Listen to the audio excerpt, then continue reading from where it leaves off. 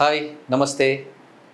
నేను మీ Rameshwar Goud, director will to can institute of English. నా 16 ఇయర్స్ టీచింగ్ ఎక్స్పీరియన్స్లో ఇప్పటివరకు నేను ఒక 5 పుస్తకాలు అంటే ఇంగ్లీష్ని చాలా ఈజీగా సులభంగా నేర్చుకొని మనం నేటివ్స్ లాగా తెలుగు మాట్లాడినంత సులువుగా ఇంగ్లీష్ మాట్లాడాలి అనే ఉద్దేశంతో పుస్తకాలు చదువుతూ కూడా మనం అంటే మేము రాసిన బుక్స్ ద్వారా కూడా చక్కగా మనం ఇంగ్లీష్ని ఇంప్రూవ్ చేసుకోవచ్చు.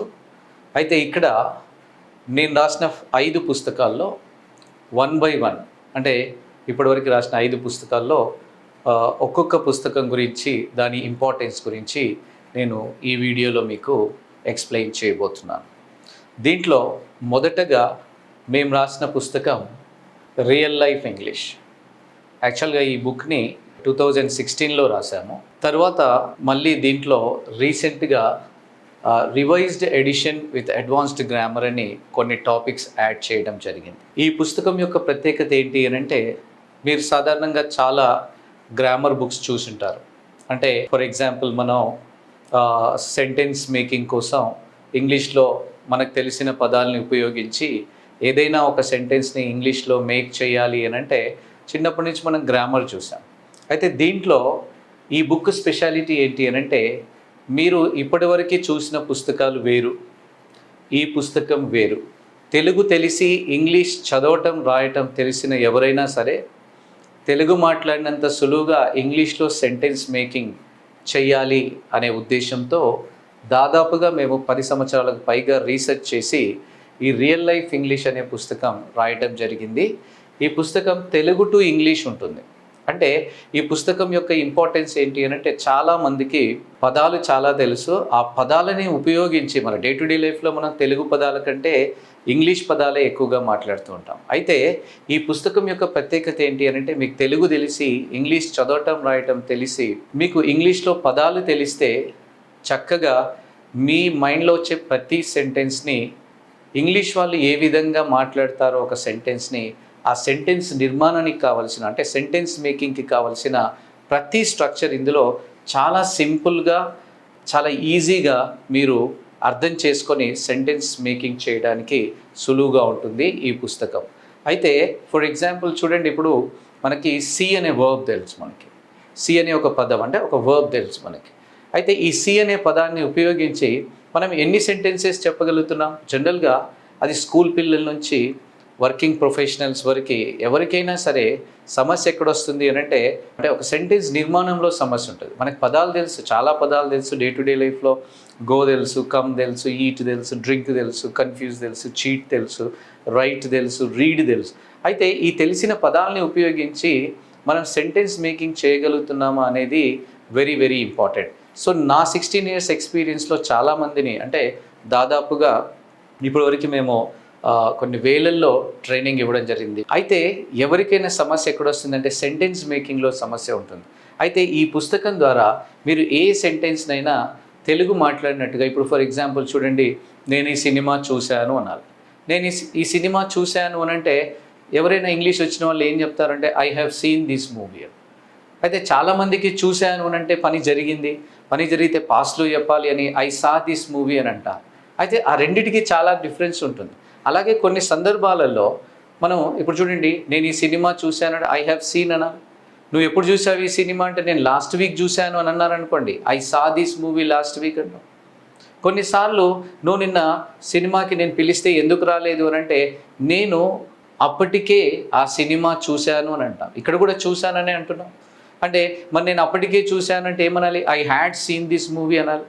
ఇలా మరి మనకి చిన్నప్పటి నుంచి మనం ఏం నేర్చుకున్నాం అంటే చూశాను అంటే పాస్ట్ అని ఏదో పాస్ట్ సింపుల్లో సెంటెన్స్ మేకింగ్ చేయడం ఒకటే నేర్చుకున్నాం. అలా కాకుండా నేను చూశాను అంటే ఐ హ్యావ్ సీన్, నేను లాస్ట్ వీక్ చూశాను అని అంటే ఐ సా లాస్ట్ వీక్ అంటాం. నేను అప్పటికే ఈ సినిమా చూశాను అని గతంలో ఒక సిచ్యువేషన్ని బేస్ చేసుకొని అంతకుముందే నేను ఈ సినిమా చూడడం జరిగింది అని చెప్పాలి అని కూడా ఐ హ్యాడ్ సీన్ అనా. ఇలా మీరు ఏ సెంటెన్స్ అయినా మన మైండ్లో వచ్చే ప్రతి సెంటెన్స్ని తెలుగులో ఎంత సులువుగా మన అంటే ఎంత ఫ్లూయెంట్గా అంటే విత్ అక్యురసీ అంటే కరెక్ట్గా మాట్లాడగలుగుతున్నామో ఇంగ్లీష్లో కూడా ఈ పుస్తకం ద్వారా మనం అలా మాట్లాడడం జరుగుతుంది. సో ఇది ఈ పుస్తకం యొక్క ప్రత్యేకత. చాలా సులువుగా ఏ సెంటెన్స్ అయినా మీరు ఇంగ్లీష్లో మేక్ చేయొచ్చు. తెలుగు టు ఇంగ్లీష్ ఉంటుంది. ప్రతి కాన్సెప్ట్ని డీటెయిల్డ్గా ఎక్కడ గుడ్డి గుర్తులు లేకుండా అంటే మీకు చక్కగా అర్థం చేసుకొని ఏ సెంటెన్స్ అయినా మాట్లాడేటట్టు ఈ పుస్తకం డిజైన్ చేయడం జరిగింది. మరి ఈ పుస్తకంలో ఏమేమి టాపిక్స్ ఉన్నాయి అనేది నేను మీకు ఇప్పుడు ఎక్స్ప్లెయిన్ చేస్తాను. ఈ పుస్తకం రియల్ లైఫ్ ఇంగ్లీష్ అంటే ఈ బుక్లో ఏమేమి టాపిక్స్ కవర్ చేసాము అంటే మీరు ఇక్కడ ఇండెక్స్కి వస్తే చాప్టర్ 1 ఇంట్రడక్షన్ ఉంటుంది, చాప్టర్ 2 స్ట్రక్చర్స్ ఇన్ ఇంగ్లీష్ అంటే ఏ సెంటెన్స్ మనం మేక్ చేయాలి అన్నా కూడా ఇంగ్లీష్లో స్ట్రక్చర్స్ ఉంటాయి. ఆ స్ట్రక్చర్స్ అన్నీ అంటే ఏమేమి స్ట్రక్చర్స్ ఉన్నాయి ఇంగ్లీష్లో. తర్వాత సింటాక్స్ అంటే సెంటెన్స్ మేక్ చేయాలి అని అంటే ఏ టెన్స్లో కావచ్చు, ఏ మోడల్లో కావచ్చు, ఏ స్పెషల్ స్ట్రక్చర్ వాడితే దాంట్లో ఏ రూల్స్ ఉంటాయి అనేది ఈ సింటాక్సర్లో ఉంటుంది. అట్లాగే ఇక్కడ ఈ సింటాక్సర్లో సబ్జెక్ట్ అంటే ఏంటి, వెర్బ్ ఫామ్ ఏంటి, ఆబ్జెక్ట్ ఏంటి, డబ్ల్యూ ఫామ్స్ ఏంటి, కాంప్లిమెంట్ ఏంటి, యాక్సిలరీస్, అడిషనల్ ఇన్ఫర్మేషన్ అంటే ఏంటి. మళ్ళీ 3.3 చాప్టర్లో చూస్తే మీరు ఏ యాక్సిలరీ వర్బ్ వాడాలి ఏ టెన్స్లో, so how to frame a sentence, ఇంగ్లీష్లో సెంటెన్స్ మేకింగ్ ఎలా చేయాలి, దానికి సంబంధించిన కీ ఇక్కడ ఉంటుంది. నెక్స్ట్ 4th చాప్టర్ నుంచి చూడండి స్టైల్స్ ఇన్ ఇంగ్లీష్. మనకి ఇంగ్లీష్లో యాక్టివ్ వాయిస్ ఉంటుంది, ప్యాసివ్ వాయిస్ ఉంటుంది. ఎప్పుడైతే ఇంగ్లీష్లో లెక్సికల్ వర్బ్ ఉంటుందో active voice and passive voice అనేది కాన్సెప్ట్ ఉంటుంది. కొన్నిసార్లు లెక్సికల్ వర్బ్ లేని వాక్యాలు ఏవైనా ఉంటే దాన్ని బీ కాంప్లిమెంట్ స్టైల్ అనే స్ట్రక్చర్స్లో మనం రాయడం జరుగుతుంది. తర్వాత చూడండి టెన్సెస్ డీటెయిల్డ్గా ఎక్స్ప్లెయిన్ చేయడం జరిగింది. చిన్నప్పటి నుంచి మనం నేర్చుకునే విధానం కాకుండా చాలా సింపుల్గా నేర్చుకోవచ్చు. అట్లాగే models, other structures, parts of speech, next vocabulary. దీంట్లో వొకాబులరీలో మనం డే టు డే లైఫ్లో మాట్లాడుకునే వర్బ్స్ ఉంటాయి కదండి, లెక్సికల్ వర్బ్స్ దాదాపుగా ఒక 345 లెక్సికల్ వర్బ్స్, అట్లాగే ఒక అరౌండ్ 150 అడ్జెక్టివ్స్ కూడా ఇవ్వడం జరిగింది. చాప్టర్ 10లో చూడండి కాంప్లెక్స్ సెంటెన్సెస్ గురించి ఇచ్చాం, సింపుల్, కాంప్లెక్స్, కాంపౌండ్. మళ్ళీ అలాగే complex sentences, compound sentences, reported speech are indirect speech.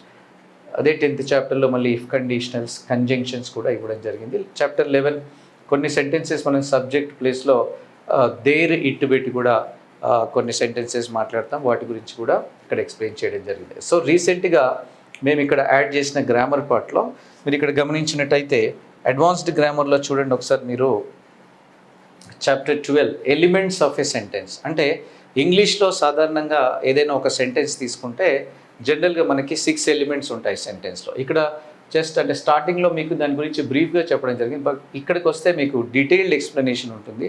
జనరల్గా సెంటెన్స్ మేకింగ్ చేసేటప్పుడు మనకి ఎలిమెంట్స్ ఆఫ్ ఏ సెంటెన్స్ చాలా యూజ్ అవుతుంది. ఎందుకంటే ఏదైనా ఒక సెంటెన్స్ మనం మేక్ చేయాలి అని అంటే ఇంగ్లీష్లో సబ్జెక్ట్ ఎలిమెంట్ ఉంటుంది, ఆబ్జెక్ట్ ఎలిమెంట్ ఉంటుంది, అట్లాగే వర్బ్ ఎలిమెంట్ ఉంటుంది, డబ్ల్యూహెచ్ ఎలిమెంట్ ఉంటుంది, అంటే డబ్ల్యూ ఫామ్స్ అంటారు లేదా డబ్ల్యూహెచ్ ఫామ్స్ అని అంటారు, అట్లాగే అడ్జంక్ట్ ఎలిమెంట్ ఉంటుంది అండ్ కాంప్లిమెంట్ అనే ఎలిమెంట్ ఉంటుంది. ఇంగ్లీష్లో ఒక వాక్యం కనుక మనం తీసుకుంటే ఈ 6 ఎలిమెంట్స్ తప్ప వేరే ఉండడానికి అవకాశం లేదు. అట్లాగే చాప్టర్ వాటి గురించి డీటెయిల్డ్ ఎక్స్ప్లెనేషన్. అలాగే chapter 13 elements of a sentence versus parts of speech. అంటే ఇక్కడ ఇప్పుడు సబ్జెక్ట్ ఎలిమెంట్ ఉంది, సబ్జెక్ట్ ఎలిమెంట్లో ఏం వాడతాం, ఏ పార్ట్స్ ఆఫ్ స్పీచ్ వాడతాం, ఆబ్జెక్ట్ ఎలిమెంట్లో ఏ parts of speech. Parts of speech అంటే మనకి జనరల్గా noun, pronoun, adjective, verb, adverb, interjection, conjunction and preposition ఉంటాయి. సో మరి ఏ ఎలిమెంట్లో ఏ పార్ట్స్ ఆఫ్ స్పీచ్ వాడతాం అనేది ఇక్కడ ఎక్స్ప్లెయిన్ చేయడం జరిగింది. అట్లాగే చాప్టర్ 14లో ఇంగ్లీష్లో కాంప్లెక్స్ సెంటెన్సెస్ ఉంటాయి, అలాగే సెమీ కాంప్లెక్స్ సెంటెన్సెస్ ఉంటాయి. ఈ సెమీ కాంప్లెక్స్ సెంటెన్సెస్ అట్లాగే chapter 15 simple, compound and complex sentences detail explanation ఇక్కడ ఇవ్వడం జరిగింది. సో ఈ పుస్తకం మనం జాగ్రత్తగా చదివి అర్థం చేసుకోగలిగితే ఇంగ్లీష్లో ఏ సెంటెన్స్నైనా మనం తెలుగు మాట్లాడినంత సులువుగా ఇంగ్లీష్లో మేక్ చేయొచ్చు. మరి ఈ పుస్తకం యొక్క ప్రైస్ ఎంతంటే 500 రూపీస్ ఉంటుంది. దాదాపుగా ఇందులో 370 పేజెస్ వరకు దాదాపుగా ఉంటాయి, అరౌండ్ 370 పేజెస్ ఉంటాయి ఇంట్లో ఇండెక్స్తో కలిపి. So this is all about real life English. ఈ బుక్ ప్రత్యేకత చూస్తే తెలుగు టు ఇంగ్లీష్ ఉంటుంది, రియల్ లైఫ్ వొకాబులరీ ఉంటుంది, complete spoken English grammar simplified, focus on real life situations, popular misconception clarified, thousands of frequently used sentences కూడా ఉంటాయి. ఇక్కడ ఇది చాలా ఇంపార్టెంట్ పాయింట్ ఏంటంటే పాపులర్ మిస్కాన్సెప్షన్స్ క్లారిఫైడ్. అంటే మనకు చాలా అపోహలు ఉంటాయి. అంటే మనం చిన్నప్పటి నుంచి గుడ్డి గుర్తుల ద్వారా నేర్చుకున్నాం. అంటే పని అయిపోతే పాస్ట్ అని, పని జరుగుతుందంటే ప్రజెంట్ అని, ఇలా గుడ్డిగా నేర్చేసుకున్నాం. అందుకే మనం క్లారిటీ లేదు కాబట్టి ఇంగ్లీష్ కాన్ఫిడెంట్గా మాట్లాడలేకపోతున్నాం. ఇక్కడ మిస్కన్సెప్షన్స్ కూడా ప్రతి టాపిక్ తర్వాత మనకున్న మిస్కన్సెప్షన్స్ ఏంటి, అవి ఎందుకు తప్పు అనేది జాగ్రత్తగా డీల్ చేయడం జరిగింది. So this book is very very useful. ఈ రియల్ లైఫ్ ఇంగ్లీష్ తర్వాత సో అందరికీ చదవడానికి అందుబాటులో ఉండాలని కొలోక్వియల్ లాంగ్వేజ్తో ఈ చిన్న స్మాల్ పాకెట్ సైజ్ డైరీ అండి ఇది. సో ఈ బుక్ నేమ్ వచ్చేసి స్పోకెన్ ఇంగ్లీష్ అని. ఈ బుక్ స్పెషాలిటీ ఏంటంటే ఓవర్ 1100 ఫ్రీక్వెంట్లీ యూజ్డ్ సెంటెన్సెస్. తెలుగులో ఒక సెంటెన్స్ ఇచ్చి వెంటనే దాని ఆన్సర్ ఇంగ్లీష్లో ఉంటుంది. దీన్ని ఎలా తీసుకున్నాము అంటే ఇది చాలా చిన్న బుక్ అండి. దీన్ని మనం ఎక్కడికైనా క్యారీ చేయొచ్చు అనే ఉద్దేశంతో ఒక పాకెట్ డైరీ సైజులో దీన్ని చేయడం జరిగింది. సో ఈ బుక్ ఇండెక్స్ ఒకసారి నేను మీకు షేర్ చేస్తాను, మీరు ఇక్కడ చూడొచ్చు. జనరల్గా ఈ బుక్ ఏంటంటే పాకెట్ సైజ్లో పాకెట్ డైరీ సైజ్లో ఉంటుంది. Very small book. మీరు దీన్ని ఎక్కడికైనా క్యారీ చేయొచ్చు. ఫర్ ఎగ్జాంపుల్ ఇందులో ఇండెక్స్ కనుక మీరు గమనించినట్టయితే యూనిట్ 1 చూడండి. ఇక్కడ యూనిట్ 1లో టీచర్స్ మరియు స్టూడెంట్స్ అనే టాపిక్ తీసుకున్నాం. సో మరి టీచర్స్ మరియు స్టూడెంట్స్ తీసుకుంటే దీంట్లో ఒక క్లాస్ రూమ్లో ఒక టీచరు ఒక విద్యార్థితో రోజు ఏం మాట్లాడతారు, ఆ సెంటెన్సెస్ మొత్తం తీసుకుంటే దాదాపుగా ఇందులో మీకు ఒక 147 సెంటెన్సెస్ వచ్చాయి. ఈ 147 సెంటెన్సెస్ తప్పించి మనం ఇక వేరే మాట్లాడడానికి అవకాశం లేదండి. ఏముంటాయి సెంటెన్సెస్ మనకి, మీకు కావాలంటే నేను ఇక్కడ మీకు ఇది షేర్ చేస్తాను. టీచర్స్ మరియు స్టూడెంట్లో మొదటి సెంటెన్స్ అండి, అందరూ హోంవర్క్ చేశారా అని అడుగుతారు. లేదా నువ్వు హోంవర్క్ చేసావా, నువ్వు హోంవర్క్ ఎందుకు చేయలేదు, నిన్న సాయంత్రం నువ్వేం చేసావు, నిన్న సాయంత్రం నుండి ఏం చేసావు, మీలో ఎంతమంది హోంవర్క్ చేయలేదు, హోంవర్క్ చేయని వాళ్ళు నిలబడండి, కంప్లీట్ చేసిన వాళ్ళు చేతులు ఎత్తండి, రేపు అసైన్మెంట్ తేని వాళ్ళు బయటకు పంపివేయబడతారు, ఈ మధ్య నువ్వు సరిగ్గా వినట్లేదు, 3rd చాప్టర్ నుండి చదవనా, దీనికి ఆన్సర్ ఎవరికి తెలుసు, అర్థం అవుతున్నదా, అర్థం అయ్యిందా అని. సో ఈ సెంటెన్సెస్ జనరల్గా క్లాస్ రూమ్లో టీచర్ మాట్లాడుతుంటారు. ఇలా మేము బాగా ఆలోచించి రాస్తే ఒక 147 సెంటెన్సెస్ వచ్చాయి. మరి వీటన్నిటికీ ఆన్సర్స్ ఫస్ట్ తెలుగులో ఇచ్చాం 147, సేమ్ అదే నెంబర్తో మీకు ఆన్సర్స్కి నెక్స్ట్ ఈ తెలుగు సెంటెన్సెస్ తర్వాత మీకు ఇంగ్లీష్లో ఉంటాయి మీకు. సో ఇక్కడ చూడండి, క్వశ్చన్స్ మంచిగా చదవండి, బుక్లో చూడొద్దు, వెనక గొడవ చేస్తున్నది ఎవరు, నిజం చెప్పు, అబద్ధం చెప్పకు, రాకేష్ నీ పని నువ్వు చూసుకో, బెల్ రింగ్ అయ్యే వరకు నిలబడే ఉండు. సో ఇలా మీరు చూస్తే దాదాపుగా 147 సెంటెన్సెస్ ఉన్నాయి. సో మొదటి సెంటెన్స్ ఏంటి, మీరందరూ హోంవర్క్ చేశారా అని ఇచ్చాం కదండి.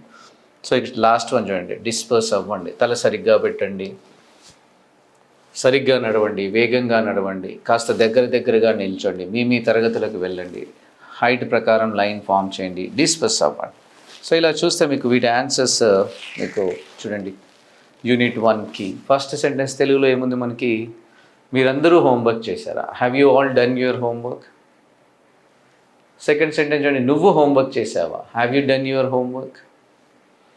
నువ్వు హోంవర్క్ ఎందుకు చేయలేదు, why have you not done your homework. నువ్వు నిన్న ఈ సాయంత్రం ఏం చేసావు, what did you do yesterday evening. So ఇలా నెక్స్ట్ చూడండి, నువ్వు నిన్న సాయంత్రం నుండి ఏం చేసావు, what have you done since yesterday evening. So దాని కీ ఇక్కడ మీకు ఉంది. సో ఇలా ఇందులో 23 యూనిట్స్ తీసుకున్నామండి. ఆ 23 యూనిట్స్ ఏంటి అని అంటే దాదాపుగా అంటే మన ఎవ్రీడే లైఫ్లో కొన్ని ఇంపార్టెంట్ టాపిక్స్ తీసుకొని రాసాం. జనరల్గా ఇది టీచర్స్ మనం ట్రైనింగ్ ఇస్తున్నాం కాబట్టి టీచర్స్ స్పెషల్గా రిక్వెస్ట్ చేసి మా క్లాస్ రూమ్లో పిల్లలతో మాట్లాడే సందర్భంలో వచ్చే సెంటెన్సెస్ కూడా ఒక చాప్టర్ యాడ్ చేయండి అనేందుకు ఫస్ట్ చాప్టర్ ఇది పెట్టాం. రెండోది పిల్లలతో మాట్లాడడం, క్యాజువల్గా ఇంట్లో పిల్లలతో ఏం మాట్లాడతాం, వంటగది భోజన సమయంలో వచ్చే వాక్యాలు, ఇంటి పని గురించి మాట్లాడడం, స్కూల్లో టీచర్స్తో మాట్లాడడం, టీవీ చూసేటప్పుడు వచ్చే సందర్భంలో వచ్చే సెంటెన్సెస్, పెళ్ళి గురించి, షాపింగ్, బట్టలు, నగలు, అందము, ఫ్యామిలీ, ఫ్రెండ్స్, రిలేటివ్స్, వయసు గురించి, ఆరోగ్యం గురించి, ప్రెగ్నెన్సీ, డెలివరీ టైంలో వచ్చే సెంటెన్సెస్, ఫోన్లో మాట్లాడేటప్పుడు వచ్చే సెంటెన్సెస్. ఫర్ ఎగ్జాంపుల్, నాకు సరిగా వినబడట్లేదు, కొంచెం గట్టిగా మాట్లాడు, లేదా నేను రీఛార్జ్ చేయించాను, నా దాంట్లో బ్యాలెన్స్ అయిపోయింది, ఛార్జింగ్ అయిపోయింది, సో ఇలా నేను నెంబర్ మార్చాను, దీస్ కైండ్ ఆఫ్ సెంటెన్సెస్. అట్లాగే ప్రయాణం, రోడ్లు, వాహనాలు ఎక్సెట్రా, ఫోటోలు, ఆల్బమ్ టైంలో, computer, internet, current, dates, time గురించి చెప్పడం. ఇప్పుడు ఫర్ ఎగ్జాంపుల్ 4:45 అయ్యింది, 5:30 అయింది, 5కి ఇంకెంత సమయం ఉంది, 5 నిమిషాలు తక్కువ 5 అయింది. ఇలాంటి సందర్భంలో టైం ఎలా చెప్పాలి, డేట్స్ ఎలా చెప్పాలి, కలర్స్, నిద్ర గురించి మాట్లాడేటప్పుడు, ఏదో జనరల్ క్యాజువల్ చిట్ చాట్ సందర్భం.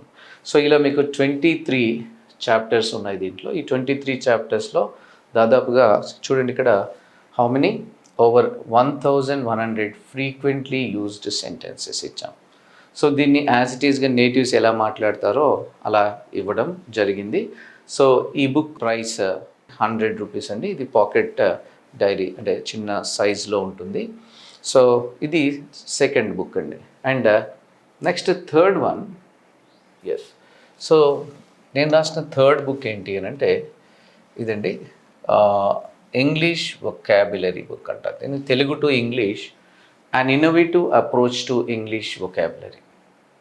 ఇక్కడ ఈ బుక్ చూడండి, this book helps you build your English vocabulary through Telugu ద్వారా ఇంగ్లీష్ వొకాబులరీ పెంపొందించుకోవడానికి ఈ బుక్ చాలా ఉపయోగకరంగా ఉంటుంది. ఈ బుక్ ప్రైస్, ఇది పెద్ద బుక్ అండి, ఈ బుక్ ప్రైస్ వచ్చేసి 400 రూపీస్ ఉంటుంది. ఈ బుక్ స్పెషాలిటీ ఏంటి అని అంటే, మనం రియల్ లైఫ్ ఇంగ్లీష్ బుక్ ద్వారా కావచ్చు, మనం గ్రామర్ తెలిసింది, ఒక సెంటెన్స్ని ఇంగ్లీష్లో ఎలా చెప్పాలి అనేది మనకి తెలుస్తుంది.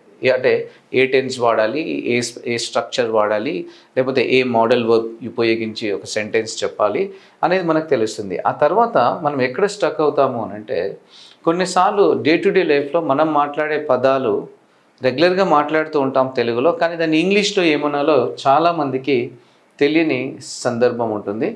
సో ఫర్ ఎగ్జాంపుల్ నేను మీకు అదే చూపిస్తాను, దీని యొక్క ప్రత్యేకత ఏంటి అనేది. ఇది తెలుగు టు ఇంగ్లీష్ ఆల్ఫాబెటికల్ ఆర్డర్లో ఉంటుందండి. తెలుగు టు ఇంగ్లీష్ ఆల్ఫాబెటికల్ ఆర్డర్లో ఉంటుంది.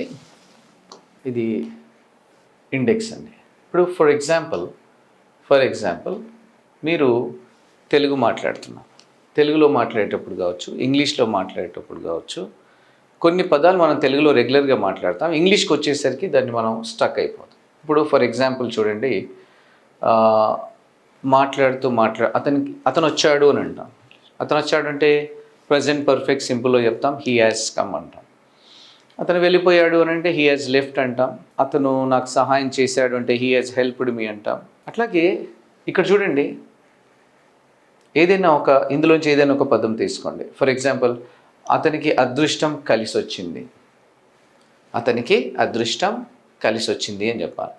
సో మనకి చూడండి, అదృష్టం కలిసి రావటం అంటే ఏ పదం వాడాలో తెలియదు, బట్ దీన్ని డే టు డే లైఫ్లో రెగ్యులర్గా మాట్లాడుతూ ఉంటాం. ఒక పిల్లోడికి చెప్తాం మనం, ఫర్ ఎగ్జాంపుల్ చూడండి, అతను అడ్డంకులు అధిగమించాడు అని అంటాం. అతను అడ్డంకుల్ని అధిగమించాడు అంటాం. ఇక్కడ చూడండి, అతను అగ్నికి ఆజ్యం పోస్తున్నాడు అని అంటాం. తెలుగులో ఇవన్నీ మాట్లాడుతూ ఉంటాం. అతని అకౌంట్లో డబ్బులు వేయడం అంటే మనకి తెలుసు, అతని అకాల మరణం అందరినీ షాక్కి గురి చేసింది అని చెప్పాలి. ఈ అకాల మరణం అంటే ఏమనాలి, ఏ పదం వాడాలి, అడ్డంకులు అధిగమించడానికి ఏ వర్బు వాడాలి, ఏ పదం వాడాలి, లేకపోతే ఏదైనా అడిక్ట్ అవ్వడం కోసం వాడు అడిక్ట్ అయ్యాడు అని అంటాం, అడిక్ట్ అవ్వడం కోసం ఏం వాడాలి, లేకపోతే ఇక్కడ చూడండి, అతుక్కుపోవడం, అదుపు తప్పడం, అదృష్టం కలిసి రావటం, అదృష్టం పరీక్షించుకోవడం, ఇలా మన డే టు డే లైఫ్లో మాట్లాడే, ఇక్కడ చూడండి, అప్పు గురించి మాట్లాడేటప్పుడు అప్పు ఇవ్వటం ఉంటుంది, అప్పుల పాలు అవ్వటం అంటాం. ఫర్ ఎగ్జాంపుల్, అతను అప్పుల పాలు అయ్యాడు అంటాం. అతను అప్పుల పాలు అయ్యాడు అని అంటే అతను వచ్చాడు అంటే తెలుసు, అతను వెళ్ళిపోయాడు అంటే తెలుసు, గో తెలుసు, కమ్ తెలుసు, కానీ అప్పుల పాలు అవ్వడానికి ఏం వాడాలి? మీరు ఇక్కడ చూడండి, అప్పుల పాలు అవ్వడం అంటే పేజ్ నెంబర్ 10కి వెళ్తే మీరు అక్కడ అప్పుల పాలు అవ్వడానికి మనం వాడాల్సిన పదం, దాంతో పాటుగా దాని యొక్క పార్ట్స్ ఆఫ్ స్పీచ్ ఇవ్వడం జరిగింది, దానికి సంబంధించిన ఎగ్జాంపుల్స్ కూడా ఇవ్వటం జరిగింది. సో ఇప్పుడు ఫర్ ఎగ్జాంపుల్ చూడండి, అప్పు తీర్చడం కూడా ఉంటుంది, వాడు అప్పులన్నీ తీర్చేశాడు అంటాం. అలా మీరు ఆ నుంచి బండిరా వరకు ఇది తెలుగు టు ఇంగ్లీష్ అండి. అగ్గిపుల్ల గీరటం, అలవాటు అయిపోవటం, ఏదైనా చూడండి, ఇప్పుడు అయిపోవటం, సరుకులు అయిపోయాయి అంటాం, టైం అయిపోయింది, సరుకులు అయిపోయాయి అని చెప్పాలి. అయిపోవడానికి ఏం పదం వాడాలి? మీరు ఇక్కడ చూడండి, అయిపోవటం మీకు డౌట్ వచ్చినప్పుడు అయిపోవడాన్ని ఏమనాలి అని అన్నప్పుడు ఈ బుక్లో పేజ్ నెంబర్ 15కి కనుక మీరు వెళ్తే ఇక్కడ మీకు దానికి సంబంధించిన పదం ఉంటుంది, ఆ పదం యొక్క పార్ట్స్ ఆఫ్ స్పీచ్ ఉంటుంది, దాంతోపాటుగా కింద తెలుగులో ఇంగ్లీష్లో ఎగ్జాంపుల్స్ కూడా ఇవ్వడం జరిగింది. చూడండి ఇక్కడ ఆ మీద ఎన్ని వచ్చాయి చూడండి. ఆశించడం అంటే ఏమనాలి, ఆశ్రయం కల్పించడం అంటే ఏమనాలి, ఆశలు రేకెత్తించడం అంటే ఏమనాలి, ఆశలు వదులుకోవడం అంటే ఏమనాలి, ఆసక్తి కోల్పోవటం అంటే ఏమనాలి, ఆస్తులు కూడగట్టుకోవడం అంటే ఏమనాలి. ఈ పేజ్ నెంబర్కి వెళ్తే మీకు ఆ పదం అక్కడ ఉంటుంది. ఇప్పుడు ఫర్ ఎగ్జాంపుల్ ఎలా ఇచ్చాము అనేది మీకు నేను just I will show you now. Yes, ఇది బుక్ యొక్క పీడిఎఫ్, మీరు ఇక్కడ చూడొచ్చు. ఫస్ట్ వన్ చూడండి, అక్కసు కలిగి ఉండడం అంటే హోల్డ్ గ్రడ్జ్ లేదా బియర్ గ్రడ్జ్ అనే వర్బ్ వాడతారు. అంటే దాన్ని ఫ్రేజల్ వర్బ్ కింద తీసుకోవచ్చు.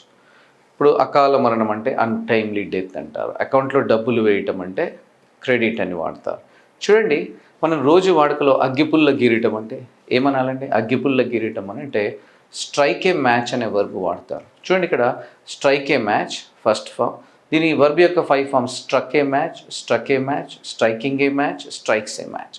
తెలుగులో ఇంగ్లీష్లో ఎగ్జాంపుల్ చూడండి. అగ్గిపుల్ల ఎవరు వెలిగించారంటే హూ స్ట్రక్ ద మ్యాచ్. ఒక అగ్గిపుల్ల వెలిగించవచ్చు కదా అంటే why don't you strike a match. అగ్గిపుల్ల వెలిగించు, నాకేమీ కనిపించట్లేదు అంటే strike a match, I can't see anything. బహుశా ఎవరో అగ్గిపుల్ల వెలిగించి ఉంటారు. Somebody may have struck a match.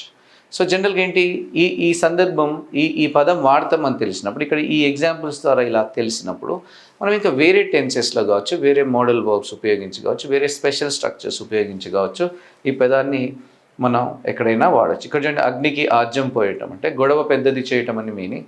Add fuel to the fire అని వాడతారు. సో ఇక్కడ చూడండి, నువ్వు అగ్నికి ఆజ్యం పోస్తున్నావు. దీని 5 ఫామ్స్ కూడా ఇచ్చాం. Add, added, added, adding, adds. You are adding fuel to the fire. అట్లాగే నేను ఇంతకుముందు చెప్పాను, పేజ్ నెంబర్ అతికించడం అంటే దానిపైన ఎగ్జాంపుల్స్ చూడండి. అతుక్కుపోవటం, అదుపు తప్పడం, గో అవుట్ ఆఫ్ కంట్రోల్ అని వాడతారు. ఫర్ ఎగ్జాంపుల్ చూడండి, గో అవుట్ ఆఫ్ కంట్రోల్, దీని second form went out of control, gone out of control, going out of control, goes out of control. Car అదుపు తప్పి చెట్టును ఢీకొట్టింది. The car went out of control and hit a tree.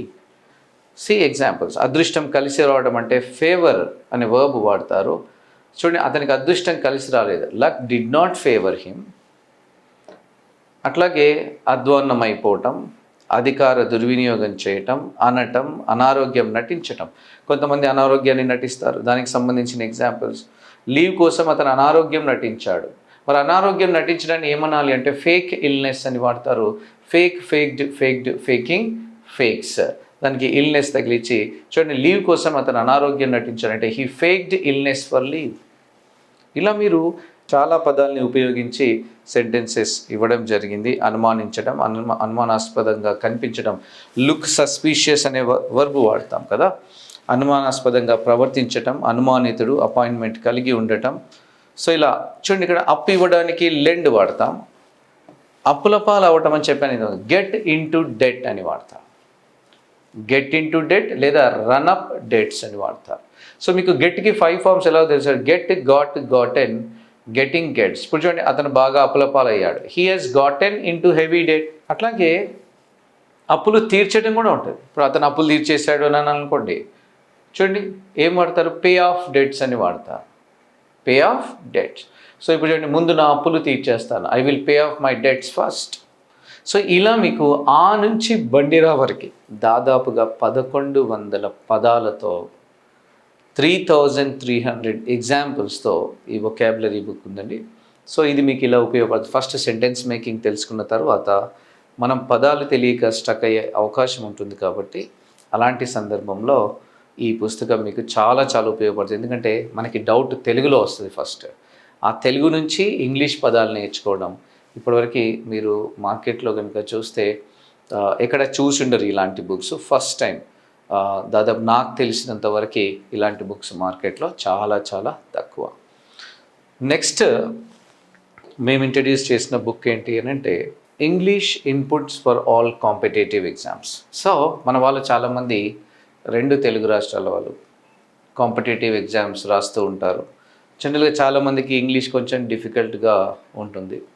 So అలాంటి వాళ్ళ కోసం పుస్తకం చదివి నేను కాంపిటేటివ్ ఎగ్జామ్స్ క్రాక్ చేయాలి అంటే ఈజీగా పాస్ అవ్వాలి అని అనుకునే వాళ్ళ కోసం ఈ English inputs for all competitive exams అనే ఈ పుస్తకం చాలా చాలా ఉపయోగపడుతుంది.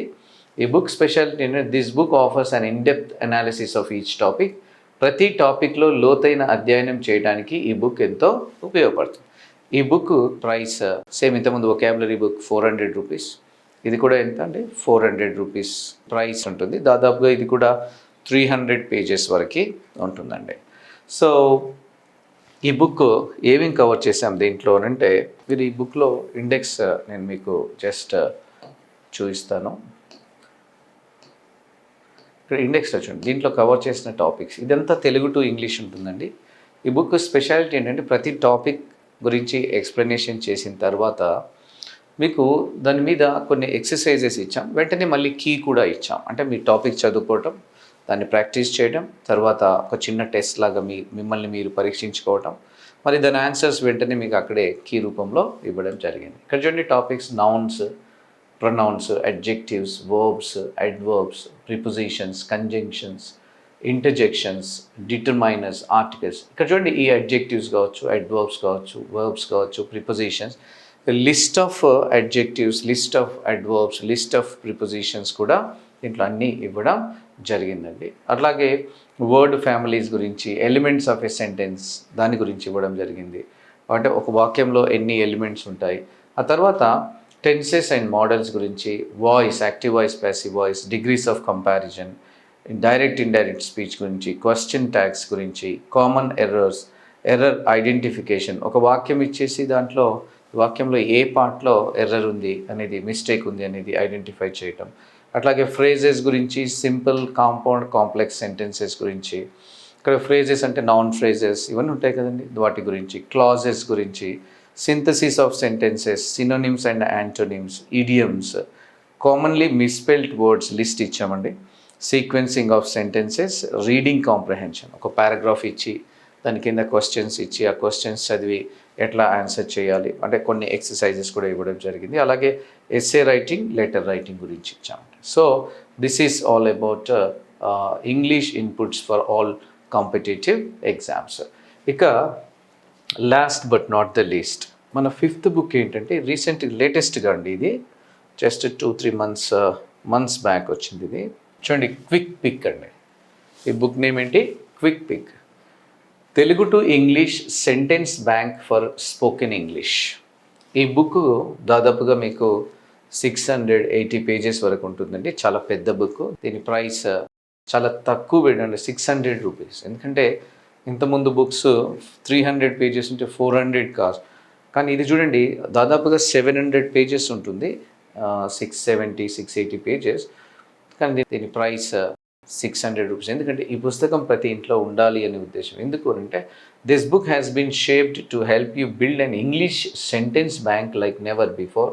మునిపెన్నడూ లేని విధంగా ఇంగ్లీష్లో మీ వాక్య సంపద పెంచుకోవడానికి ఉపయోగపడేలా ఈ పుస్తకాన్ని రూపొందించడం జరిగింది. అంటే ఇంతకుముందు వొకాబులరీ బుక్ అనేది అది పద సంపద, అంటే పదాలని తెలుసుకొని ఆ పదాలని ఉపయోగించడం. కానీ ఇదేంటి అని అంటే ఇంగ్లీష్ బాగా వచ్చిన వాళ్ళకి చాలా చాలా ఉపయోగకరంగా ఉంటుంది. ఇప్పుడు ఏమి ఇంగ్లీష్ మాట్లాడడం రాని వాళ్ళ, జస్ట్ చదవడం వచ్చు, రాయటం వచ్చు. నేను ఇప్పుడు ఒక సెంటెన్స్ నేను తెలుసుకొని మాట్లాడాలి, ఒక 2-3 సెంటెన్సెస్ తెలుసుకొని మాట్లాడాలి అంటే డైరెక్ట్గా ఈ బుక్ కనుక మీ దగ్గర ఉంటే ఏ సెంటెన్స్ అయినా మీ సొంతంగా డైరెక్ట్గా మీరు అనుకున్న సెంటెన్స్ని డైరెక్ట్గా ఇంగ్లీష్లో మాట్లాడచ్చు. దీనివల్ల ఏంటి, ఎట్లా ఉంటుంది ఈ బుక్ అనేది I will explain it now. ఇది చాలా అద్భుతంగా ఉంటుందండి ఈ పుస్తకం. దీంట్లో దాదాపుగా 16,000 సెంటెన్సెస్ ఉన్నాయండి ఈ పుస్తకంలో. How many? 16,000 సెంటెన్సెస్ ఉన్నాయి దీంట్లో. జస్ట్ చూడండి ఇక్కడ, ఇది జస్ట్ ఈ సెంటెన్స్ అంటే ఈ బుక్ ఎలా ఉపయోగపడుతుంది అని చెప్పడం కోసం. ఇప్పుడు ఫర్ ఎగ్జాంపుల్ ఇక్కడ చూడండి, ఇది ఇండెక్స్ అండి. తెలుగులో మనం రోజు వాడుకలో మాట్లాడే ప్రతి పదం, ఆల్మోస్ట్ అంటే ప్రతిదీ అనకంటే దాదాపుగా అన్ని పదాలని ఇందులో ఒకే దగ్గర ఆల్ఫాబెటికల్ ఆర్డర్లో, అంటే ఆ నుంచి బండిరా వరకు దీన్ని ఒక డిక్షనరీ టైప్లో ఇవ్వడం జరిగిందండి. ఇప్పుడు ఫర్ ఎగ్జాంపుల్ ఇక్కడ మీరు చూడండి, అంట్లు అని ఉంది. అంట్లు గురించి మాట్లాడేటప్పుడు మీకు ఏదైనా ఒక సెంటెన్స్ మీకు డౌట్ వస్తే, మీకు అంట్లు దగ్గరికి వస్తే ఈ పేజ్ నెంబర్ 28కి కనుక మీరు వెళ్తే, పేజ్ నెంబర్ 28కి వెళ్తే జనరల్గా మన డే టు డే లైఫ్లో అంట్లు గురించి ఎన్ని సెంటెన్సెస్ మాట్లాడతామో అన్ని సెంటెన్సెస్ ఇక్కడ ఇవ్వడం జరిగింది. ఎనీథింగ్. ఇప్పుడు ఫర్ ఎగ్జాంపుల్ చూడండి, ఎన్ని పదాలు, ఇండెక్సే దాదాపుగా ఒక 25 పేజెస్ ఇండెక్సే ఉంది. ఇప్పుడు ఈ మధ్య అనే దాని మీద మీకు ఏదైనా ఒక డౌట్ ఉందనుకోండి, ఇక్కడికి వస్తే ఈ మధ్య ఉంటుంది. ఈ పేజ్ నెంబర్ 106కి వెళ్తే మీకు ఈ మధ్య అనే దాని మీద మనం మాట్లాడుకునే ప్రతి సెంటెన్స్ ఇందులో ఉండడానికి అవకాశం ఉంది. ఇప్పుడు చూడండి, ఈల వేయటం కావచ్చు. సో జనరల్గా వాటి గురించి ఉక్కపోత గురించి కావచ్చు, ఉచ్చు, ఉడకటం, ఉద్యోగం, ఉద్యోగి, ఇట్లా మీరు చూడండి ఎన్ని సెంటెన్సెస్. అంటే మనకి ఇందులో లేదు అనే పదం ఉండదు. ఓటు గురించి వచ్చింది అనుకోండి. ఇప్పుడు ఫర్ ఎగ్జాంపుల్ ఓటు అని ఉంది. ఓటు గురించి మీకు ఏదో ఒక డౌట్ వచ్చింది. మీరు ఇక్కడ ఫర్ ఎగ్జాంపుల్ పేజ్ నెంబర్ 198కి వెళ్తే ఓటు గురించి మనం ఎన్ని సెంటెన్సెస్ మాట్లాడచ్చు, అన్నీ అందులో మనకి చక్కగా సెంటెన్సెస్ ఉంటాయి. ఇప్పుడు ఫర్ ఎగ్జాంపుల్ ఇంకా జస్ట్ సెకండ్ మీకు నేను చూపిస్తాను కొన్ని. ఇక్కడ చూడండి, కాళ్ళ వేళ్ళ గురించి, కళ్ళ మంట గురించి, కల్లా కపటం, కళ్ళు తిరగటం గురించి, కాల్చటం గురించి, మీరు ప్రతి పదం ఇందులో ఉంటుంది. ఆ పదం మీద మనం జనరల్గా ఎన్ని సెంటెన్సెస్ మాట్లాడతామో అన్ని సెంటెన్సెస్ మీరు ఆ పేజ్ నెంబర్కి వెళ్తే మీకు అక్కడ ఉంటుందండి. మీకు కొన్ని ఎగ్జాంపుల్స్ నేను ఇప్పుడు చూపించడానికి ట్రై చేస్తాను. ఇప్పుడు ఫర్ ఎగ్జాంపుల్ ఒక గ్రాండ్ మదర్ కావచ్చు, గ్రాండ్ ఫాదర్ కావచ్చు, వాళ్ళ గ్రాండ్ చిల్డ్రన్ ఉంటారు కదండి, వాళ్ళ మనవాళ్ళతో ఇంగ్లీష్లో మాట్లాడాలని కోరిక ఉంటుంది. ఫర్ ఎగ్జాంపుల్ అబ్బాయి ఊరికే గోర్లు కొరుకుతున్నాడు, ఆ అబ్బాయికి తెలుగు రాదు. ఇప్పుడు లేకపోతే ఇతను ఇంగ్లీష్లో చెప్పాలనుకున్నాడు. సో మరి గోర్లు కొరక్కు, వీళ్ళకి ఇంగ్లీష్ రాదనుకోండి. ఫర్ ఎగ్జాంపుల్ ఈ గోర్లు కొరక్కు అంటే ఏమనాలి అంటే, ఈ పుస్తకం కనుక మీ దగ్గర ఉంటే, ఇప్పుడు ఫర్ ఎగ్జాంపుల్ ఇక్కడ చూడండి, మీరు దగ్గరికి వెళ్తే ఇండెక్స్లో ఏముందండి, ఇక్కడ గోర్లు అనేది ఉంది కదా, గోర్లు ఉంది. గోర్లు అనేది పేజ్ నెంబర్ చూడండి 267. ఈ పేజ్ నెంబర్ 267 కనుక మీరు వెళ్తే, 1 సెకండ్, పేజ్ నెంబర్ 267 కదండి గోర్లు అనేది. మీరు పేజ్ నెంబర్ 267 కనుక వెళ్తే, ఇక్కడ చూడండి 265 కదా, 267. ఇక్కడ చూడండి మీకు గోర్లు గురించి ఎన్ని సెంటెన్సెస్ ఉన్నాయి చూడండి. ఇక్కడ గోర్లు అని ఉంది కదా, పేజ్ నెంబర్ 267. నీ గోర్ల కింద మట్టి ఉంది అన్నాను. You have dirt under your nails. అంటే మనిషి గోర్ల గురించి జనరల్గా ఏమేమి మాట్లాడతాడు, అన్ని వాక్యాలు ఉన్నాయి డైరెక్ట్గా. గోర్లు కత్తిరించుకో అనాలా, cut your nails or clip your nails అంటారు. నెక్స్ట్ చూడండి, నేను కింద పడ్డప్పుడు నా చేతి గోరు విరిగింది. I broke a finger nail when I fell down. Next చూడండి, గోర్లు కొరకకు. ఇప్పుడు వాళ్ళకి సంబంధించిన సెంటెన్స్ ఇక్కడ ఉంటుంది మనకి. గోర్లు కొరక్కు అంటే ఏమన్నా, don't byte your nails. Sentence తెలిసిపోయింది కదా ఇంగ్లీష్లో. గోర్లు కొరక్కు అంటే ఏమనాలి, డోంట్ బైట్ యువర్ నెయిల్స్. ఇక్కడ చూడండి, ఆమెకి గోర్లు కొరికే చెడ్డ అలవాటు ఉంది. She has a bad habit of biting her nails. నీ కాలి గోర్లు శుభ్రం చేసుకో, క్లీన్ యువర్ టో నెయిల్స్. గోర్లు కొరకటం ఆపు, stop biting your nails. So ఇక్కడ చూడండి, గోల గురించి మీరు ఏదైనా సెంటెన్స్ చెప్పాలి అని అనుకుంటే ఇక్కడే చూడండి గోల గురించి ఎన్ని వాక్యాలు ఉన్నాయి. అలాగే ఇక్కడ చూడండి, తెలుగులో కొన్నిసార్లు మనం ఏం చేస్తామంటే ఒకే విషయాన్ని 2 రకాలుగా చెప్తాం. గోల అంటాం, అల్లరి అంటాం. ఇక్కడ చూడండి, గోల గురించి కొన్ని ఎగ్జాంపుల్స్ ఇచ్చి, ఇక్కడ గోల అంటే అల్లరి అనేది కూడా మీకు ఆలో ఉంది. అక్కడ చూడండి, దాని మీద కూడా సెంటెన్సెస్ ఇచ్చాం. అల్లరి చేయకు అంటాం, గోల చేయకు అంటాం. సో అట్లాగే చూడండి, గౌరవం. మీకు దీని గోర్లు కంటే ముందు చూడండి, గోరువెచ్చని. ఇప్పుడు పాలు గోరువెచ్చగా ఉన్నాయి, the milk is Luke warm. Next చూడండి, అది గోరువెచ్చగా త్రాగు, డ్రింక్ ఇట్ ల్యూక్ వామ్. గోరువెచ్చని నీళ్ళతో స్నానం చేయి, take a lukewarm bath. గోడ గురించి చూడండి, గోడ గురించి ఈ ఫోటో గోడకి వేలాడది అంటే hang this photo on the wall.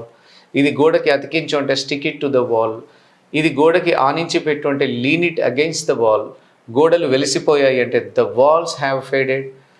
చీకట్లో అతను గోడకు గుద్దుకున్నాడు అంటే he bumped into the wall in the dark. గోడకి వరకు అంటే don't lean against the wall.